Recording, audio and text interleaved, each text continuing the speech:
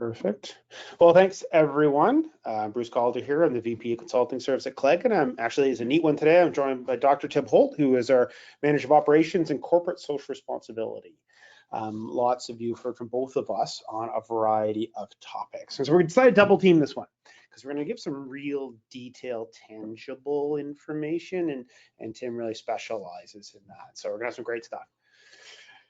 Because we have great stuff, I had to have a image that went with great stuff. I was getting a little bored of the typical agenda folder type picture. So we're going to talk about, the overview. What is the Uyghur Forced Labor Protection Act in the US? Like, what is it? What are the outputs? Who runs it? Who enforces it? The outputs required, which I really want to get down to the practical element. I could talk about the legalese in the background and talk about forced labor and that kind of thing. I'm really just going to talk about the outputs required and around rebuttable presumption, which is the enforcement model. The idea is if you source from the region, you're presumed to use forced labor unless you can rebut that concept. And I'll talk about the due diligence related to that. And I'll talk about some of the mechanisms around that, updated code of conduct and code of ethics, and then due diligence packages by supplier and by product family. And the reason to have these is not because, thou shalt do these things. You need something. If your product goes into the clink, gets detained at customs, something you can give them to get it out of detainment. You also don't want to be detained, not just because you want to sell it, but also because once you're flagged in the system, you don't want each next one to get stopped while you're trying to sort this out. And then Tim's going to talk about some high-risk supplier information, especially in the electronics industry. Everybody with any kind of complex electronics is sourcing from folks sourcing from that region. And by default, you'd all be presumed to be using forced labor, which may or may not be the case. We'll talk about the actual specifics and facts around it. And then, of course, throughout, we're going to talk about the solution path for you. And the practicality and how to manage this when you can't change the world instantaneously, but you can move it forward at least. Then we're going to have a little summary and Q&A. Everybody who's registered, by the way, will get a copy of the slides, and we should have a recording of our voices. We should get to say my voice, but our voices today online with the next couple days. So we can also slow it down. I get kind of excited about this stuff. Talk about forced labor. It was funny. I was at the bank one point in time. They're asking, "Well, what do you do?" I'm like, "Well, I do forced labor in modern slavery." And they look at me. No, the other side, the against, the anti part, or at least the compliance too. The Uyghur Forced Labor Prevention Act is really what we're looking at. It's compliance to U.S. Regulation or legislation. And there's a link there if you want to go take a fun look at it. I also want to often call this UFLPA. It would be great if you could all call it UFLPA or UFLPA, but unfortunately it's UFLPA. But it's UFLPA. The idea is to ensure that goods made from forced labor in the Xinjiang Uyghur Autonomous Region, the People's Republic of China, do not enter the United States market or for other purposes. And it's managed by the U.S. Customs and Border. So you're looking at enforcement at importation. So it's a little different than most of the others we deal with, where ones like conflict minerals and SEC disclosure and most restricted materials, either enforcement in country or in state, but not specifically customs borders. This one is definitely customs and borders importation, which makes it a little bit tangible. Well, what happens is your product gets stopped. Maybe you get a warning, but often it gets stopped, and then you have to deal with it. And we're talking about that practicality. So enforcement is by the U.S. Customs Border Protection. It does make it quite different. And they seize it by rebuttable presumption at importation into the United States. So basically, if they believe the product or any part of it is sourced from that region of China, they presume it's benefiting from forced labor from the Uyghur population.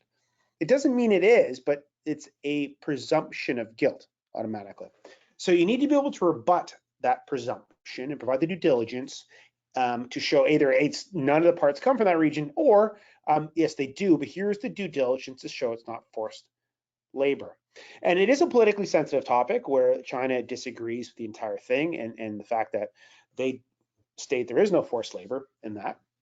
And it's a bit of complication because a lot of major companies do operate in that area. So what we're really looking at when we talk about compliance, we're going to be talking about no forced labor from that region is the ultimate goal. And so if China's correct, there is no forced labor, then this should be quite easy if you do the work. So, but it is a politically hot topic. What are your compliance concerns? This is a practicality. I mean, this is great. You're a company, you don't necessarily are as interested, potentially maybe individually, but sometimes a corporation not as interested in solving the world's social ills. So the practicality, what affects you is primarily seizure and import, where they presume or believe, they believe that your product is or has components sourced from that region, and they seize it, presuming it is benefiting forced labor. So there's the potential that your product gets seized, and that when it happens, you need to be able to provide them due diligence that it is not, otherwise it sits. Or it could be, a lot of people are seeing your customers concerned that your product they're bringing to the country could get stopped at importation. So they're asking you for assurances that it isn't.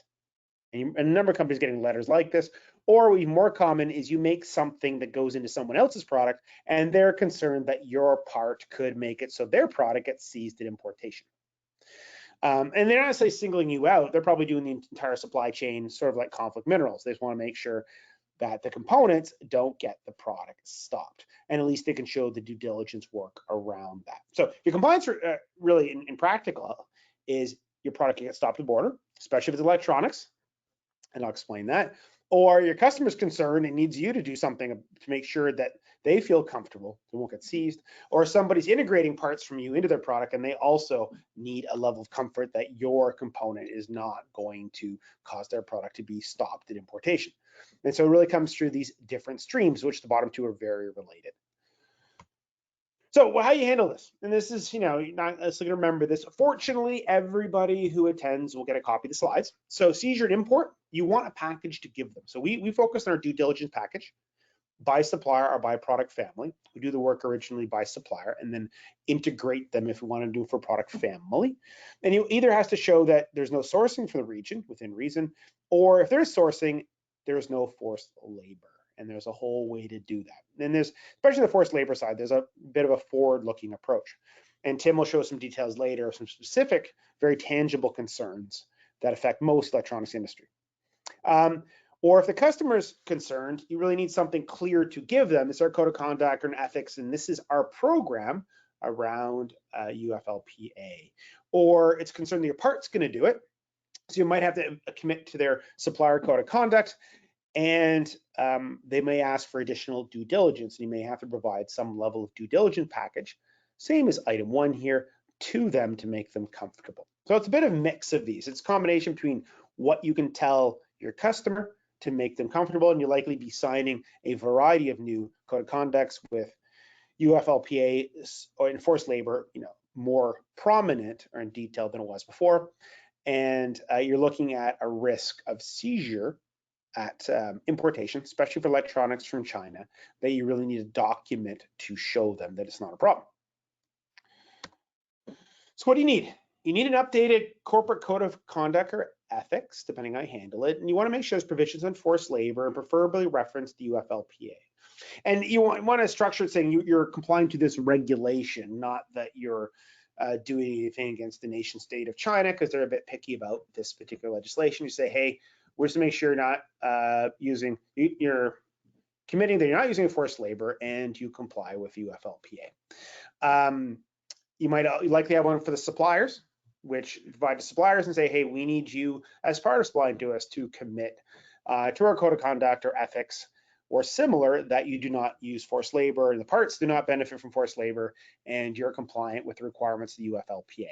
So more simple paperwork. Anyway, and then you need these more tangible due diligence packages for it per supplier or per product family. Normally you do them per supplier first, and then you integrate them pretty easily into product family one. The idea is you want a single PDF that you can mail over to customs to get your product out of the clink.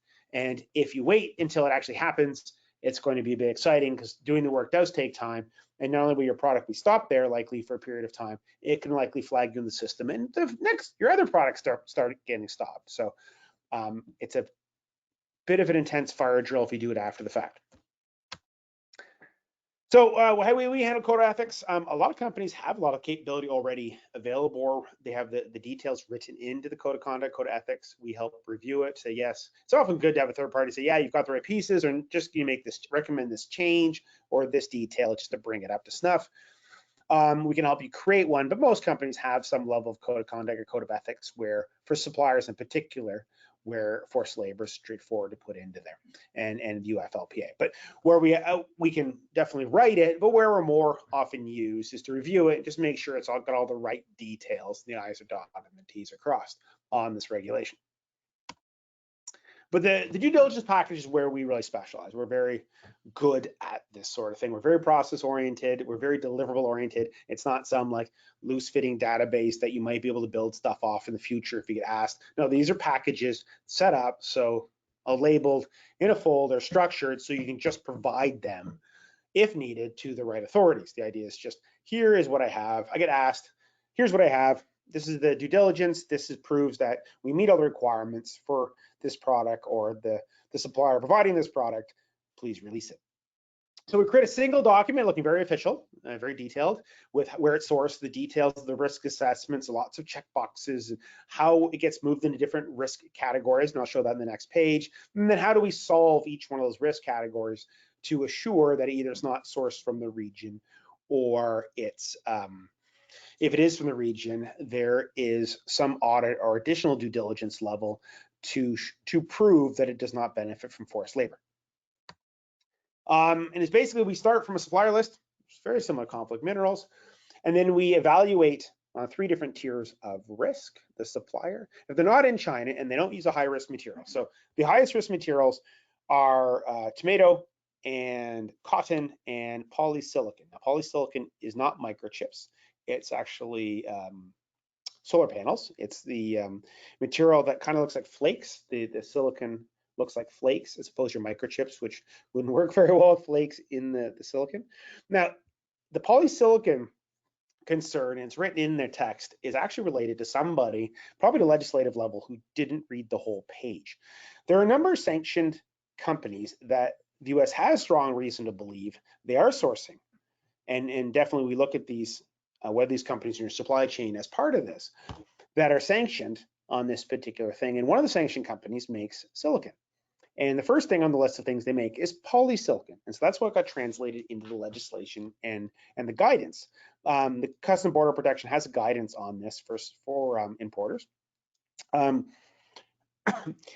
Inside of it, the second word is monosilicon. Monosilicon is microchip material and silicon powder. So in theory, if they wrote it down a little farther, it really does anything with microchips in it is pretty high risk. And what Tim's going to show later, pretty well high-end electronic that utilizes gold, especially in China, is extremely high risk.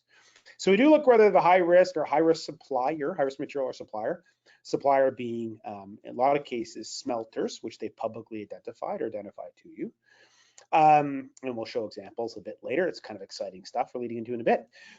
If they're not located in China, basically we're looking at, and they don't have the high risk, they need to have a code of conduct, including forced labor, or sign up to yours, which they might have already done. If they're located in China but not in Xinjiang, and they don't have the high risk material suppliers, they basically also, they have to have some level, sign up to your code of conduct, or something very explicit relating to UFLPA and forced labor. If they're located in the region, they'll be presumed to be using forced labor, or they use a high-risk material like polysilicon, or they has a smelter, wherever they're located, that has a direct link to the region. Then they'll be seen as high risk and be presumed to be benefiting from forced labor, and therefore your product is presumed to be benefiting from forced labor, and it's subject to seizure. So in this case, we definitely also still need the code of conduct, and they will need an audit. Because you can't solve all the world's problems all off right away, we have a very forward-looking version of this, especially when your problem's the same problem as everyone else. If one company has it, probably everybody has it. And a lot of your supply chains are very interrelated, where your customer is also your supplier, which is who's also again your customer, and you have parts that go back and forth between you. When we do conflict minerals, one of the funniest parts, when the Russia details and stuff, where companies say, well, you have to get this smelter out. Well, yeah, but the company told me they have this smelter is you. So it is a bit of a circular thing at times. So it is not the easiest thing to solve instantaneously. Or where there's a new requirement and this entity, which may or may not be using forced labor at all, needs to comply to it. So off the bat, we want to basically set up as we've discovered this, we've identified it, They have committed no forced labor, but we understand the risks, and they have to do a forced labor audit, which is extremely common in that part of the world, by the way, in the next year. Especially when we talk about the smelters and such, it is an easy addition, and there's a lot of good practical examples of smelters have already done it to their actual conflict-free audits, looking at forced labor. Forced labor is in there more generally, can be much more explicit to this region and situation. It's just a matter of handling it. If they're not benefiting from forced labor, it should be relatively straightforward to complete the audit part. If they are, I could see this being a problem, and they'll have to go. But this gives you a bit of time. So put the package together, make it summarized first by supplier in a package, PDF package that you can provide, or for products that are quite complicated and have a lot of different suppliers. There's an integrated version that brings them together. It still provides a single file that can be provided to customers. Say, look, this is the due diligence. It's got all these details. This is how we did the risks. These are all the situations. Our product is compliant with UFLPA. So we focus very much on giving you tangible outputs you can just provide. And these can't be done overnight, so you have to do them beforehand. You can't wait until your product's held up. And then there's just mostly gonna be a lot of yelling at whoever the poor soul is who has to get it released and won't be able to because you won't have the details to provide to them. So again, what we provide is, and it looks really nice in the front. It's a very checklist-based form. It looks really good. It'll have glossary and terms and criteria for the risk assessment in behind it, and a supporting document attached. It ends up being one PDF set per supplier. And in some cases, some of the suppliers that are high risk but have a link to the region have actions for next year. So this year they have to have committed and identified they do not benefit from forced labor, but they have to have basically an audit in a certain period of time, usually for next year when you revisit it.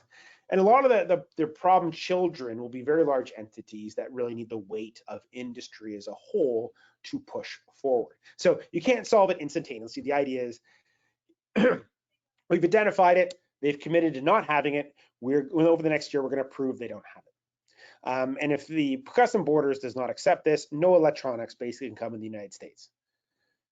Anything with any complexity, any computer, anything won't be able to come in. So there has to be a practicality. And you know, here at Claigan, we definitely focus on practicality. You're not necessarily doing this for fun. Well, I kind of enjoy it, but I think most people aren't really doing it for fun. You're doing it because you need to do it to meet a requirement. So we focus on, here's the thing you need, and we'll explain what the thing is, but realistically it's a thing. It's a PDF that you can use when hopefully it doesn't happen to you, but your product gets stopped because of concerns about forced labor.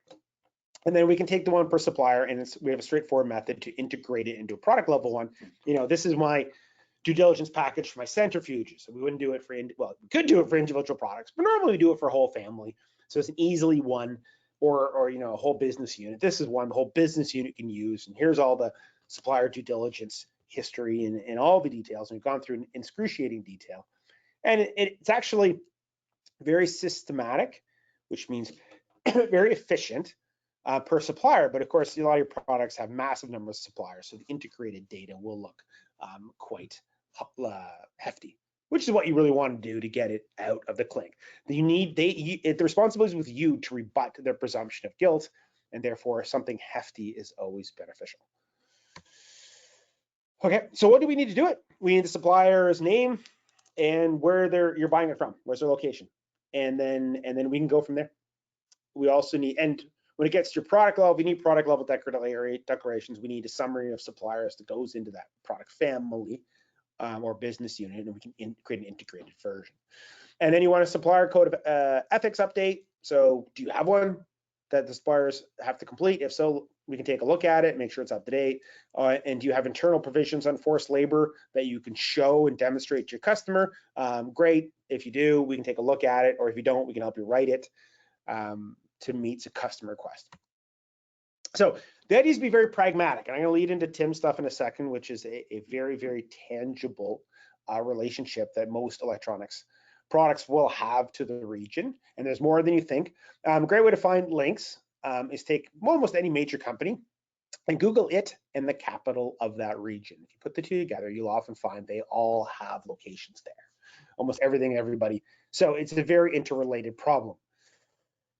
There will be gray areas. So they're there, they say they have no forced labor, but it's going to take time to prove they don't. So we create a package very pragmatic and saying this is the current situation. They've committed to none. They have made assertions they don't. But yes, they're going to need a forced labor audit over the next year, which is pretty standard for this. And the thing is, if they need it for you, they need it for 100 other companies. And it's something that's pretty common in that region. Almost all the major auditing brands do forced labor audits, especially in that region. So it isn't really not doing something for outlandish. If they're in conflict minerals or mining side, it's an easy adjustment to what they're already doing. So again, this is not easily solvable situation. I pass over for a section. There are gold smelters sourcing from the region because of the conflict minerals legislation. And Dodd-Frank. There's a lot of public knowledge about this. They've communicated to these smelters, which have mines or other relationships to that region, are not instantly solvable. All electronics have them. It's the main Chinese gold smelters, and everybody's CMRT. It's something that we're either going to have to be removed, which is virtually impossible because China's where most electronics comes from, and gold is a good part of that whole thing, or they need to have an audit or certified information regarding forced labor, which is actually relatively straightforward, and Tim's going to show us some examples, and it's very straightforward for them to do as part of the normal audit process, as long as they don't have forced labor. Go, handing it over. Hello, thank you, Bruce. Okay, so now I'm going to sort of switch the conversation over a little bit, look into some practical examples of some of these smelters that may or may not be in your supply chain that are directly linked. So when Bruce was going over the different tiers, the different risks, these smelters I'm going to be talking about in a moment, these are your tier 1 high risk. They're going to put you into that category. And so first of all, we want to educate you about them so that you're aware of these problems. You can stay ahead of these problems and prepare your response ahead of time, just so that you're not sort of caught off guard.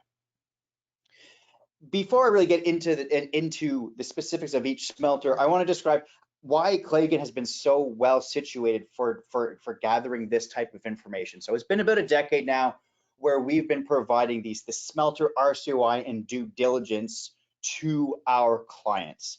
And some of you may know what that means from conflict minerals. You might be working with us already, but let me just spend just a minute going over exactly what I mean by that. So we have a strong, dedicated team that investigates this type of information year round. We're always trying to get more information. And what we're getting at is trying to determine which of the smelters in your supply chain, like or for all of the smelters in your supply chain, from where they might be sourcing in the world. Some are only going to source from within the country where they're located. Others have a much more global approach.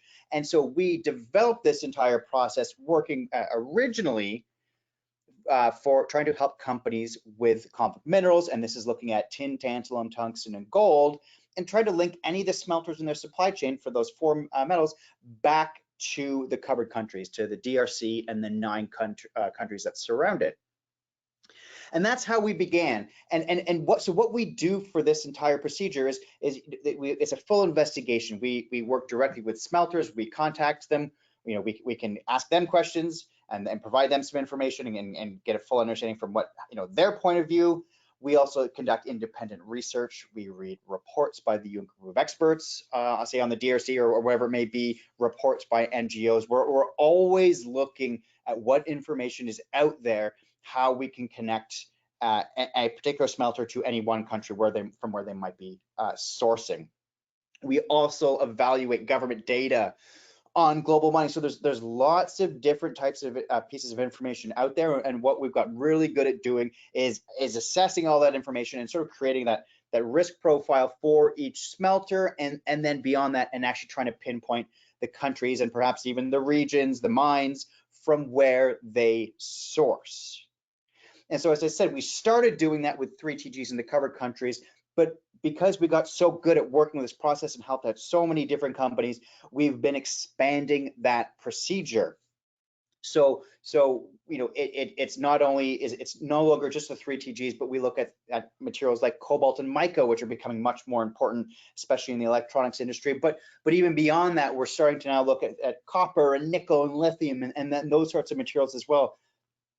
As companies want a better understanding of the sourcing practices of their suppliers and the materials in their supply chain, we've been expanding this very strong process that we developed all that time ago and been ameliorating every year, making it better and better. And so we're expanding to the materials. We're also able to, if companies want to look into it from a different point of view, want to look at other CSR issues, that's corporate social responsibility issues, things like smuggling or environmental issues or forced labor, whatever it may be. We're able to, our data set is so adaptable that we can kind of pivot to look at those sorts of issues as well. And this is where I think it's really come in handy for a lot of companies over the past year or two, and in particular, a part of what I'll be talking to you about today. It's no longer just looking at the DRC, but we're looking at the CARAs, the conflict affected and high risk areas. So it's no longer just Central Africa. It's this global approach. And one of the things that we're able to do when Russia invaded Ukraine earlier this year, and I gave a webinar back in March, is we already had the data available. We knew which smelters were sourcing from Russia. So if cutting out Russian material was a concern for you, we already had that information available. And similarly, it was just a slight pivot in what we normally do to look for smelters that are sourcing from Xinjiang. So with that in mind, let's get specifically to those so we can kind of help focus where we want to be looking today. So as I say, all of these smelters that we're going to be looking at, these are all going to fit into that tier 1 high risk category because they source directly from mines in Xinjiang, and that is explicitly labeled in UFLPA. So the first one we're going to look at here is Xinjiang Mining. They actually have 2 different gold refineries. So there's a much larger one you see on the top row, the gold refinery of Xinjiang Mining. That one is and that's one that is in many companies' supply chains. If you are getting something that has gold in it from China, it's very likely that this particular refinery is in your supply chain. They are just that pervasive in the industry. The second one, Luoyang Xinjiang, is not as common, but it's still fairly common enough. So if you have one, you could very well have the other. Now here's the thing: the first one is RMAP conformant and is an LBMA good delivery list gold refinery. The second one, Luoyang Xinjiang, is not. It's neither. So when you're talking about if you have this smelter in your supply chain and there's that rebuttable presumption, you need to be able to mount some kind of defense. Well, that RMAP and LBMA audit may be sort of part of your solution there. So that might work for the first one. It's not going to work for the second one when they just don't have that audit currently in place. And as a reminder, in the OECD due diligence guidance on conflict minerals, forced labor is one of the things at the heart of it. It's one of the main issues that is being looked at there. So these audits should theoretically be able to cover you. At the same time, I want to stress should. They really should be, but it's worth keeping in mind. It's been so difficult to get information out of that part of China. That there are things that are still unknown as to exactly what's happening, so worth keeping that in mind. So as for the actual evidence for Xinjiang Mining sourcing from Xinjiang, this and this is going to be true for Xinjiang. Every gold refinery that I'm talking about today, this evidence I'm taking is directly from the smelters themselves. This is publicly available information on their websites, in their annual reports, that sort of thing. There's no interpretation required here. These are facts based on information provided by the smelter. So it's inarguably put up there. With Xinjiang Mining, there are sort of 2 different mines that are really of concern. The first one is the Sawaye Erdun gold mine. Now this one, they actually just purchased it this year. So they're definitely not trying to, remove their presence from Xinjiang. They are investing in the province. This gold mine is currently in development, so you're not getting gold from them right now. That's coming from this mine, not today. But what they do anticipate this mine will be in production within in the next 2 years. So it's coming. It's on the horizon. Now, that being said, they also have one other. You can see from this map, they highlight 4 different mines. There's also one for lead and one for iron, I believe. But the one that's of concern for today is the Ashley copper mine in Xinjiang. This is an operational mine. It's been operational for a good 10, 15 years now. at least. And it you may be wondering though what I mean, but why am I talking about a copper mine when we're talking about a gold refinery? What does that mean? So I'm going to get technical just for a moment, just to step back and make sure we're all on the same page about this information. I'm going to talk about something called copper anode slime, which certainly, you know, it's a bit of a funny sounding term, but this is very important for the gold industry. So when you refine copper, one of the things you produce in that process is a byproduct of the copper refining process, and it's referred to as copper anode slime. And what this is it is sort of a slurry in effect of, it's a leftover byproduct that contains several elements. Chief among them is gold. So you will very commonly see, especially the big players in the copper refining industry, what they do is refine that copper anode slime, they purify it, they get that gold, and they're able to produce that 99.5% purity gold bar, which is just as good as those other guys that are processing the gold ore from the mines. So this is all part of this. What this means, though, is that copper that's mined in Xinjiang can also be a source of gold in your supply chain. So you're not just focusing on the gold mines. You have to kind of look beyond that there. So you want to be able to keep this in mind. So yes, that one, the Ashley copper mine in Xinjiang, is still sort of applicable to what we're talking about today, to this gold refinery. Another one we're going to look at, number 3 on our list. We spoke about 2 at once. Number 3 on our list is Shandong Gold. This is one of the biggest. Shandong Gold is one of the biggest gold companies in all of China. This particular gold refinery, it is pervasive across the industry. If you're getting something that has gold in it and it comes from China, there's probably Shandong Gold attached to it. Now, that being said, I want to be upfront. This is an RMAP conformance smelter, and they are RMAP through the LBMA. One thing to keep in mind, the RMI doesn't necessarily audit every single smelter themselves on their list. They have a cross recognition program with the LBMA. So if the LBMA audits a smelter and puts them on their good delivery list, there is the option for the RMI to be able to cross-recognize them. And in fact, all these ones that I'm talking about today that are RMAP conformant, it's through that LBMA cross-recognition. So it's not the RMI auditing them themselves, it's through the LBMA. So Shandong Gold, again, RMAP conformant and an LBA good delivery list smelter. How they get brought into it, they acquired Hengqin Gold Holdings. They started the process in 2020. They completed it in 2021. They paid apparently some $387 million for this mine.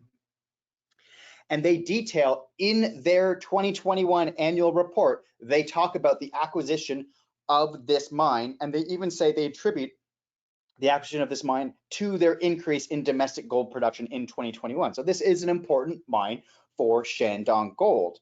It just happens to be located in the region, and so this is going to put them to make them a tier 1 high risk smelter for your assessment.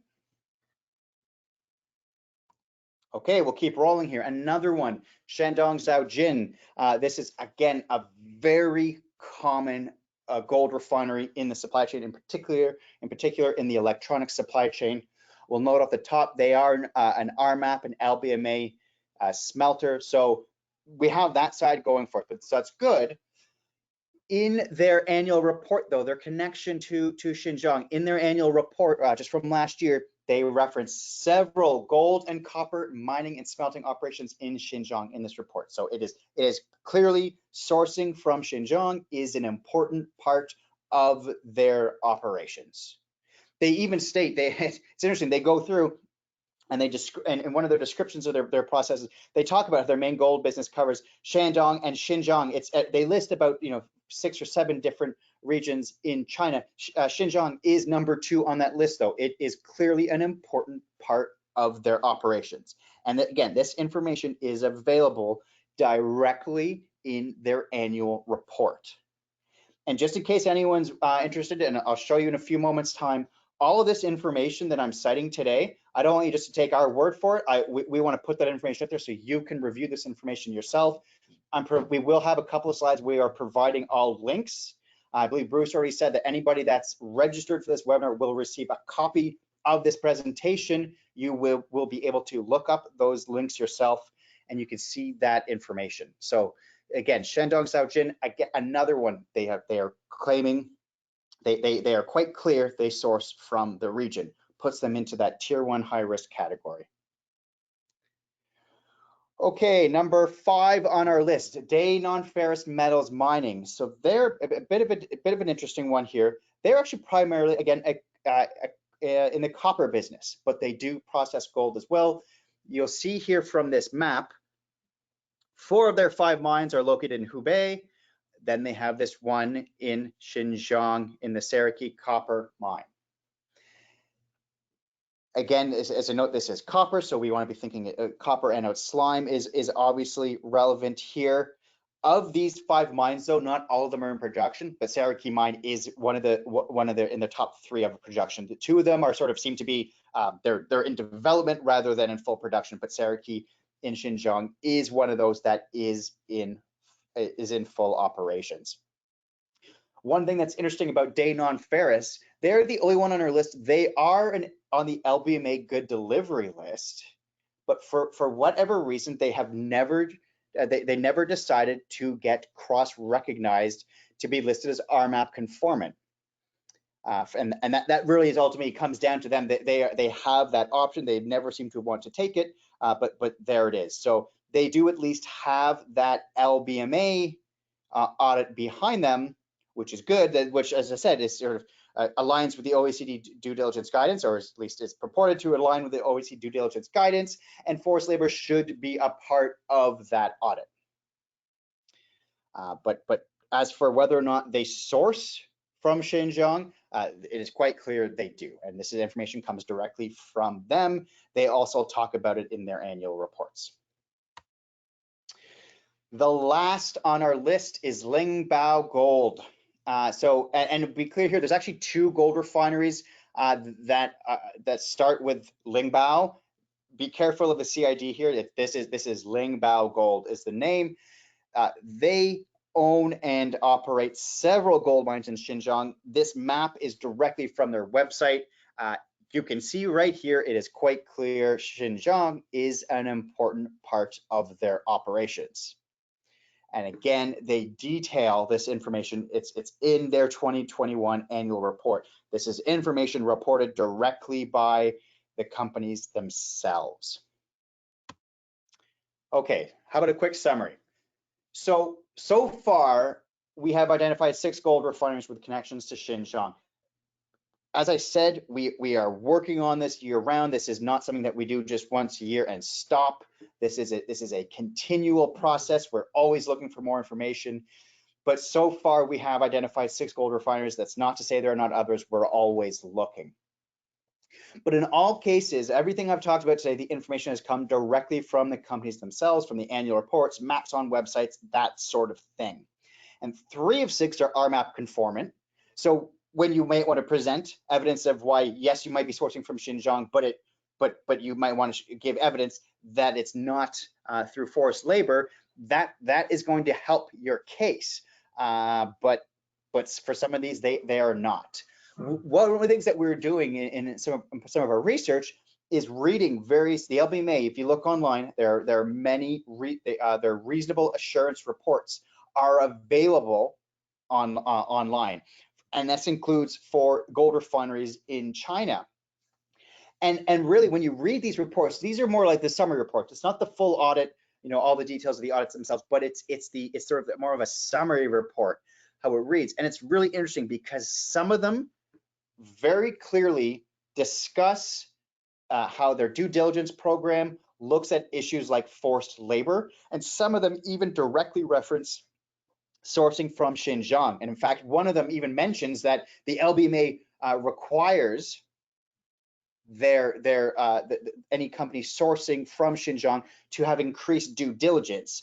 Now, that being said, it's not I looked in the LBMA's version 9, that's their latest responsible gold guidance. It didn't mention Xinjiang specifically, but absolutely it does mention forced labor. So some of these reports do go into detail. I put a quote here. You can see through the investigation to identify if suppliers have activities of forced labor and human rights, illegal uses of child labor and ethnic discrimination, and to check if suppliers sourcing from Xinjiang area. So it's part of their due diligence program, and they're very clear. It's in these reports that they're doing this work. There are many others I've read though that do not reference either forced labor or Xinjiang. Now, I'll take that to mean that they may not be required to, according to the LBMA. They may start needing to, as Bruce suggested, in order to help companies that are sourcing from them to have those assurances that yes, even the forced labor issues, and in particular sourcing from Xinjiang, are really a core part of their due diligence. That being said, Global Witness, there was a report they put out last year, not directly related to Xinjiang, but where they called out the LBMA for concerns that the responsible sourcing program fails to curtail human rights abuse and illicit gold in the supply chain. So the LBMA audits do purport to be doing all the things we want to do, yet industry experts have leveraged concerns that it may not be all it's cracked up to be. So you know, this is sort of a starting point for a lot of companies that are looking into this. This is at least gives them that starting point for what they can do and how they can assess these issues in their supply chain. One quick note too, you may have noticed, obviously, you know, there are other minerals that are sourced from China. And ones that are you might be tracking as well for conflict minerals, tin, tantalum, and tungsten. Those metals do not really seem to be quite as important to the region as Xinjiang. As I say, we're always looking for more information. We haven't connected any of the 3T smelters so far, just on the gold side. The tin, tantalum, and tungsten seem to come more from other areas of China. So that seems to be the case right now. Okay, with all of that in mind, I think I'm now going to turn things back over to Bruce Calder to finish this off. Oh, and just so we know, I said, here are the sources that are available here. This is all publicly available information. So for these smelters as well. And also, if anybody wants to look into these LBMA research, reasonable assurance audit reports, here's a key term. If you put that into Google directly, you will find many, many different types of reports. So that information is there if you choose to investigate yourselves. And with that, over to Bruce. Perfect. Thank you very much, Tim. So again, the fact that they source in the region doesn't make them non-compliant for UFLPA. It makes that they will be presumed to be guilty of forced labor unless they've done proper due diligence. Some of them have done audits that specifically, by third parties, that specifically addressed that particular situation. So if these are in your conflict minerals report, then you are presumed to be sourcing from forced labor in that region, and you have to ensure you've done the due diligence to not get your product. Now, it's a public thing. It could easily lead to your products all being stopped at the border. You really want to do this work. If you've done the conflict minerals and you have the main refineries, the Chinese gold refineries in your CMRT, which everybody does, you really should get this done out of the way. Are they doing evil things? Likely not. And some of them have proper audit reports, but it has to be done. You'll be presumed to be guilty. In absence of doing anything else, you'll be presumed to be guilty because you have to be able to rebut. It's a rebuttable presumption, but you have to be able to rebut it. You have to be able to provide an answer. If you can't provide an answer, you're guilty. It's not like innocent until proven guilty. This one is guilty until proven innocent. And this is kind of important when you're talking about importing your products into the United States. So you need to update your corporate code of ethics, or at least to ensure forced labor is in there, and preferably reference the UFLPA. And what you have your suppliers sign up, it's good. It's if you have one, which most companies do, code of ethics or supplier code of conduct or something similar, you really want them to include these provisions so you can show this as part of your due diligence, in particular for higher risk suppliers. And you want a due diligence package you can provide per supplier, per product family, where basically, you know, here's one for each supplier if the product's coming from a specific supplier, or here's products. Some of our products are made up from multiple suppliers. Here's the integrated version that we provide to either Customs and Border Protection if they ask for it. So we stop the product, you have gold that's coming from China, therefore you're very likely sourced in the region. Oh, here's our due diligence package. It shows that for most cases we're not. In the case we are, here is the path forward and forced labor code of conducts and assigned pieces of it, and here's the audit profile from those particular suppliers. So please release our product. So we create individual packages, PDFs, that you just can pick up and send. So what do you have to do today? You need to update, make sure your code of ethics includes all of this stuff, especially if you're sending it to suppliers and you want something you can show also your customers when they ask about it, what you're going to sign up for. Or if you don't want to sign up for their code of conduct, have one you can show them. And then you want a due diligence package by suppliers. First, you want to do it by supplier, and then if you have products that are made from multiple suppliers, an integrated version to provide. Going forward, you're going to need to update them on a regular basis, and you need to address the higher risk sources in year one when you identify what they are and that they've committed they have no forced labor. However, they are definitely located in the region and need some sort of further auditing, following up and ensuring the auditing is completed. Now, generally, most of the companies you have a problem with, everybody will have a problem with. The supply chains are so similar. And a lot of the whole industry is very incestuous. You're often your customer's supplier and vice versa. So as I mentioned, we do conflict minerals, especially in the Russian or previous smelter issues. North Korea, if you look up myself, Bruce Calder in North Korea, you'll see me in Wall Street Journal and this, that, and the other thing. And that's also a very incestuous situation where, you know, one of the companies saying, you can't source from that smelter. And you're saying, well, okay, but the supplier who's sourcing that smelter is you. So it is a very complicated situation, and we have a very pragmatic, a lot of very experience. We've been doing this for a long time. As I mentioned earlier, a lot of my original work is actually in Section 1502, the final rule for Dodd-Frank. If you look up Claigan in there, I've testified to Congress. I've definitely presented at the National Press Gallery, National Press Club there in Washington, D.C. We've been doing this for a long time. We know exactly what we're doing. We're the top of the game in the due diligence, which also makes us very precise in how we do this. You can't have been doing it this long and be fluffy. We're very, very precise. So when in doubt, reach out. Everybody needs to do this. I mean, if you're doing conflict minerals, for sure, you're going to have these smelters, unless for some reason you have very simple electronics and you don't have any gold. Otherwise, you're going to be having those gold smelters and you have the issue. That means and this is a public thing. The CMRTs are quite available, and it makes you very, very vulnerable. It's something you need to address, and we can address it for you. Just create a situation and keep on selling. You're also going to get demands from customers saying, you're going to have to comply to UFLPA. It's mandatory, sign up to this to sell to us, etc. So we're here to help. So if you have any questions, please put it in the question panel, the control panel. We'll get to as many as possible. And I'll try to answer. If I don't get to your question, please contact us. We ran out of time this morning. There were a tremendous number of wonderful questions, very, very well attended. So we had to go through a lot of things. Is this event being live streamed? Well, I'm definitely live. I'm not techie enough to say this is live streaming, but I'm definitely here. I couldn't do TikTok if my life depended on it, but definitely we're live at this point in time. Tim's here too. Do most companies have Chinese companies have code of ethics? To what extent can they be trusted by U.S. Customs and Borders Authority? Well, that's a complicated question. Most of them, a lot of them do.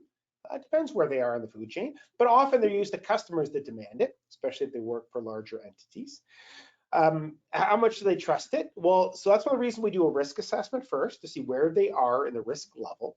And then what they have to do is very dependent on their risk level. So in a lot of situations, they have the code of conduct. There's no link to them to Xinjiang. They're in China, but there's no reason to believe they source from Xinjiang. So that is a very effective method. Or if they do source from them, here's their commitment. But yes, they'll need to go through a third-party forced labor audit, which is super common. I mean, the Chinese companies in that region are pretty used to it. It's just a modification of often the CSR audits they have to do anyways. How can due diligence be checked remotely? How can due diligence be checked remotely? So we have to go through a process. And in terms of on-the-ground auditing, we leave that up to the high-risk ones where audit's required.